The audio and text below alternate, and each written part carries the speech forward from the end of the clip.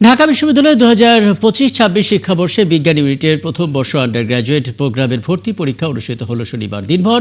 রাজধানীর বিভিন্ন রাস্তায় যানজট থাকায় কিছুটা ভোগান্তিতে পড়েন পরীক্ষার্থীরা। তবে কেন্দ্রে প্রবেশে দেরি হলেও পরীক্ষায় বসতে দেয়া নিয়েছিল শিথিলতা। বিস্তারিত রায়হান কবিরের প্রতিবেদনে। ঢাকা বিশ্ববিদ্যালয়ের বিজ্ঞান ইউনিটের ভর্তি পরীক্ষা 1891 সিটের বিপরীতে পরীক্ষায় অংশ নেন 1,14,000-এর বেশি ভর্তিচ্ছু শিক্ষার্থী।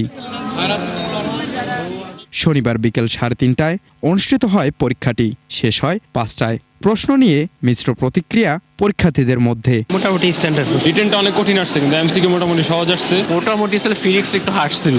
এদিকে সারাদিন রাজধানীতে যানজট থাকায় ভোগান্তিতে পড়তে হয় ভর্তিচ্ছুদের। অনেককেই নির্ধারিত সময়ের পরে কেন্দ্রে পৌঁছাতে দেখা যায়। তবে কেন্দ্রে প্রবেশ নিয়ে ছিল না জটিলতা। দেরিতে প্রবেশে শিথিল ছিল প্রশাসন। টিচাররা তো বুঝতেই পারছিলেন যে অনেকেরই সমস্যা হচ্ছে, স্টুডেন্টরা আর কি ভয় পাচ্ছিল, কিন্তু আলহামদুলিল্লাহ তেমন কোনো সমস্যা হয় না। টিচাররা খুবই ফ্রেন্ডলি ছিল। রাস্তায় তো জ্যাম ছিল, পরীক্ষার 1 মিনিট আগেও একজন ঢুকছিল, তো একটুখানি সমস্যা হয়েছিল, অ্যালাউ করা হয়েছে।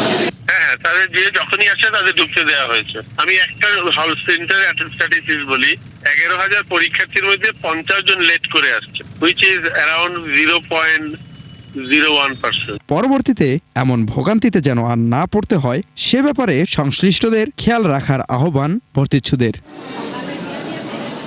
রায়হান কবির, 71, ঢাকা।